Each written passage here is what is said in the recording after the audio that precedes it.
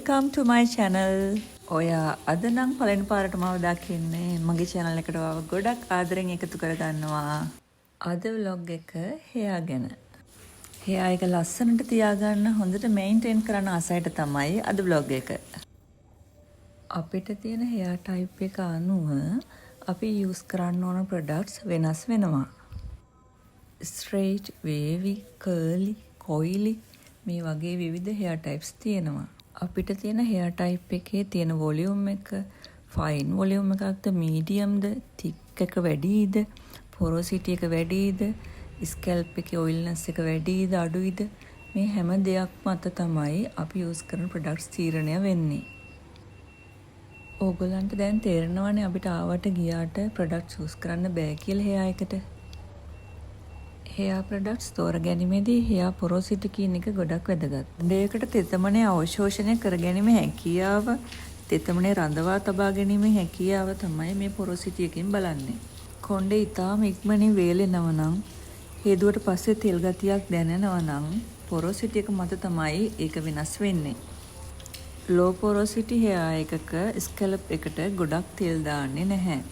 තෙල් එකතු කරන්නේ hair එකේ mid length එකටයි end එකටයි.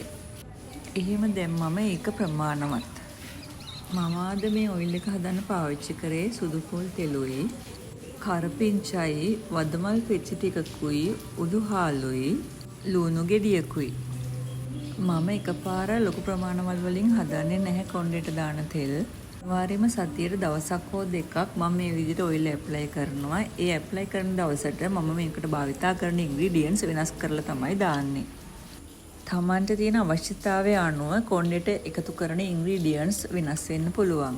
අපි හිතමු කෙනෙක්ට ඝන කොණ්ඩයක් ගන්න ඕනි කියලා.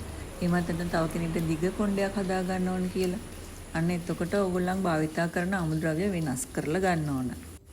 කොණ්ඩේ මහත් කරලා හදා ගන්න ආස කෙනෙක්ට, වොලියුම් එක වැඩිපුර ආස කෙනෙක්ට පොල් තෙල් එක්ක ඔලිව් තෙල්, එඬරු තෙල් මිශ්‍ර කරලා තෙල් එකක් හදා ගන්න පුළුවන්. කොණ්ඩේ ඉක්මනට දික් කරගන්න ආස කෙනෙක්ට රෝස්මරි, ලූණු, කරපිංච කොළ අන්න ඒ වගේ දේවල් දාගන්න පුළුවන්. කොණ්ඩේට මේ විදිහට ඔයිල් ඇප්ලයි කරන එකෙන් කොණ්ඩේ තියෙන ඩ්‍රයිනස් එක අඩු වෙලා, ෆිචනස් එක අඩු වෙලා කොණ්ඩේ හොඳට හයිඩ්‍රේට් වෙනවා. කොණ්ඩේ හොඳට ශක්තිමත් වෙනවා වගේම අගිසි පැලෙන එකත් අඩු වෙනවා. ඒක තියෙන softness එක, shiny එක වැඩි කරන්න මේ oil treatment එකකින් පුළුවන්. යන්තම් රස්න තෙල් වල ලේපනය කිරීමෙන් dandruff එන්න නොදී scalp එක හොඳට පෝෂණය කරනවා. රුධිර ගමනාගමනය හොඳින් සිද්ධ වෙලා කොණ්ඩේ වැවෙන්න ගොඩක් උපකාරී වෙනවා.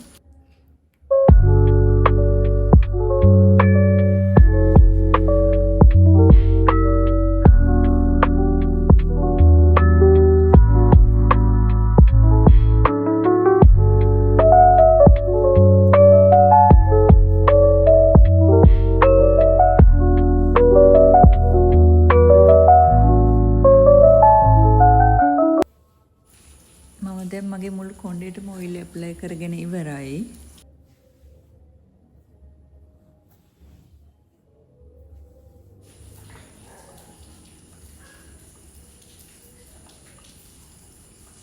දැන් ඊළඟට දෙතිලොකු පණාවක් අරගෙන මම කොණ්ඩේ මේ විදිහට පීර ගන්නවා. මම සාමාන්‍යයෙන් විනාඩි 5ක් විතර මේක පීරනවා.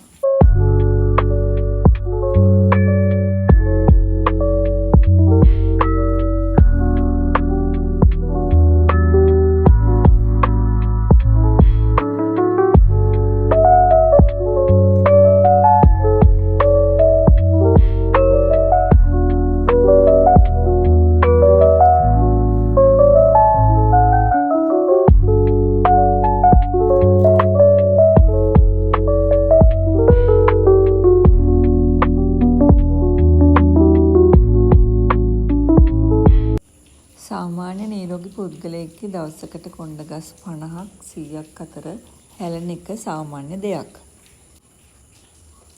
ඊළඟට මම විනාඩි 5ක් 10ක් මේ විදිහට හොඳට මසාජ් කරගන්නවා. ඔයගොල්ලන්ට මේ වගේ එකක් නැත්නම් ඇඟිලි වලින් රවුමට මසාජ් කරගන්න පුළුවන්.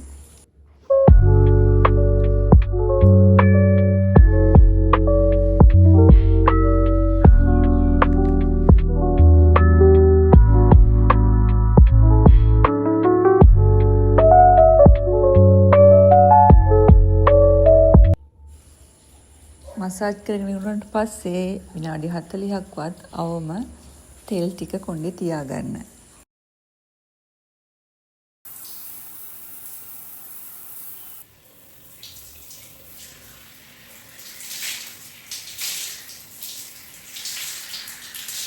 මම නම් මෙහෙම තෙල් දැම්මම පහුවෙන්දට තමයි ආයෙ සෝදන්නේ. ඕගොල්ලන් ෂැම්පු එකක් තෝරගනිද්දී ඕගොල්ලන්ගේ hair type එක, ඒ ෂැම්පු එකේ තියෙන ingredients, ඒ වගේම ඒකේ තියෙන reviews බලලා තමයි ගන්න ඕනේ.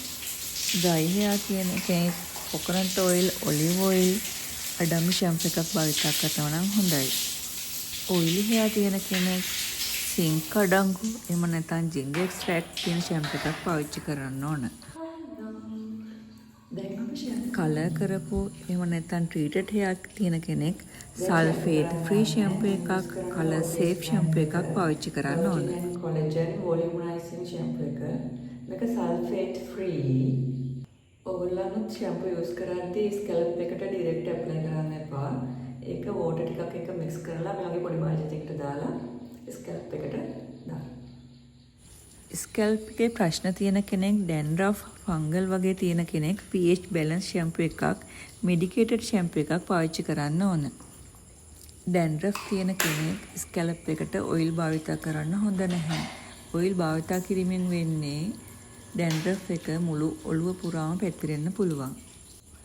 ගොඩක් දෙනෙක්ට තියෙන ප්‍රශ්න තමයි කොණ්ඩේ ඉක්මනට ගැලවෙන එක, කොණ්ඩේ වැවෙන්නේ නැති එක, කොණ්ඩේ ගොඩක් ඩ්‍රයි වෙන එක. ෂැම්පු එකක් තෝරගනිද්දී සල්ෆේට් ෆ්‍රී, පැරබන් ෆ්‍රී. පැරබන් නිසා ගොඩක් වෙලාවට කැන්සර් රිස්ක් එහෙම එනවා. ඊළඟට ඇල්කොහොල් නැති, සින්තටික් ෆ්‍රැග්‍රන්ස්, කෘත්‍රිම සුවඳ කවපු නැති, සිලිකන්ස් නැති ෂැම්පු එකක් තෝරගන්න ඕන. ඒක ඕගොල්ලන්ට ෂැම්පු එකේ තියෙන ලේබල් එක බලලා ඕගොල්ලන්ට ගැලපෙන ෂැම්පු එක තෝරගන්න පුළුවන්. කොණ්ඩේට ගොඩක් දූවිලි වදින්නේ නැත්නම් හැමදාම නානකොට ෂැම්පු දාන්න යන්න එපා. මම ගොඩක් වෙලාවට කොණ්ඩේ හොදන්නේ කොණ්ඩේ පහතට දාලා. ඒකට හේතුව කොණ්ඩේට යූස් කරන ප්‍රොඩක්ට්ස් කොණ්ඩේ තියෙන dandruff වගේ තිබුණොත් ඒක පිටට වැටිලා පිටේ දිදී තත්ත්වය හැදෙන්න පුළුවන් නිසා මම පිටිපස්සට දාලා සෝදන්නේ නැහැ. ඉස්සරහට දාලා තමයි සෝදන්නේ. කොණ්ඩේ වැඩ ටික ඔක්කොම ඉවර වුණාට පස්සේ මම මූණ හොඳට ක්ලෙන්ස් කරනවා. දැන් මම ෂැම්පු එක වොෂ් කරගෙන ඉවරයි. ඊළඟට මම ඇප්ලයි කරන්නේ hair mask එක. මම අද දාන්නේ ගානියේගේ banana food කියන hair mask එක. මේක මම දාන්නේ මගේ ගොඩක් ෆිසි වෙනවා. hair එක ඒ වගේම මේ ends වල කලර් එකක් කරපු නිසා dry and damaged. ඉතින් මම මෙන්න මේක දාන මේක ගොඩක් හොඳයි. dry and damaged hair එකට multi use තුන් විදිහට පාවිච්චි කරන්න පුළුවන්. කන්ඩිෂනර් එකක් විදිහට දාන්නත් පුළුවන්. hair mask එකක් විදිහට දාන්නත් පුළුවන්. leave-on conditioner එකක් විදිහට දාන්නත් පුළුවන්. මම අද මේක දාන්නේ hair mask එකක් විදිහට. මේකෙන් මම මේ hair mask එකට මෙච්චර ආස මේකෙන් එන සුවඳ. මාරම සුවඳක් තියෙන්නේ.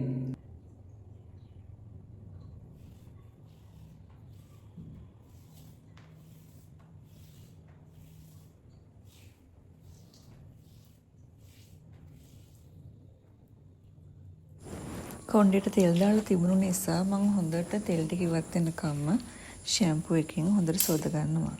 දැන් මම මේක මුළු කොණ්ඩේම ඇප්ලයි කරලා ඉවරයි. විනාඩි 20ක් මම ඇප්ලයි කරලා මම තියෙනවා. ඊට පස්සේ සෝදලා දානවා.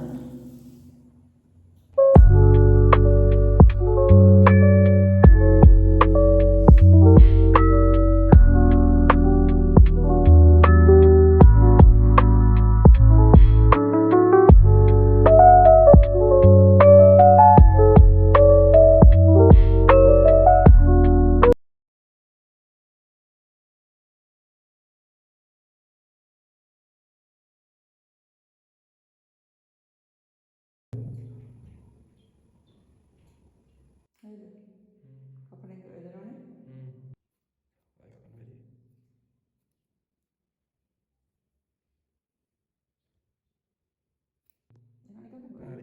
මේ විදිහට මාසෙකට සැරයක් hair එක trim කරාම hair එකේ තියෙන damages අඩු වෙලා hair එක ඉක්මනට වර්ධනය වෙනවා.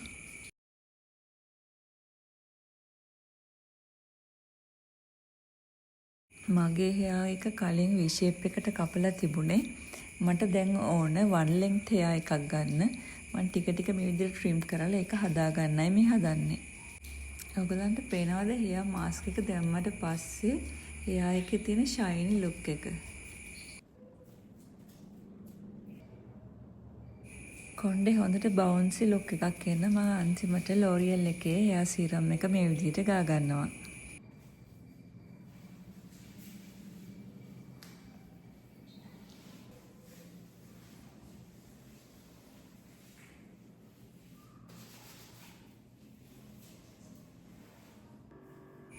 ඔය තාම මාව subscribe කරලා නැත්නම් subscribe කරන්න. අපි ආය අලුත් වීඩියෝ එකකින් හම්බ වෙනකන් හැමෝම ගොඩක් පරිස්සමින් සතුටින් ඉන්න ඕනි. ගිහලා එන්නම්. bye.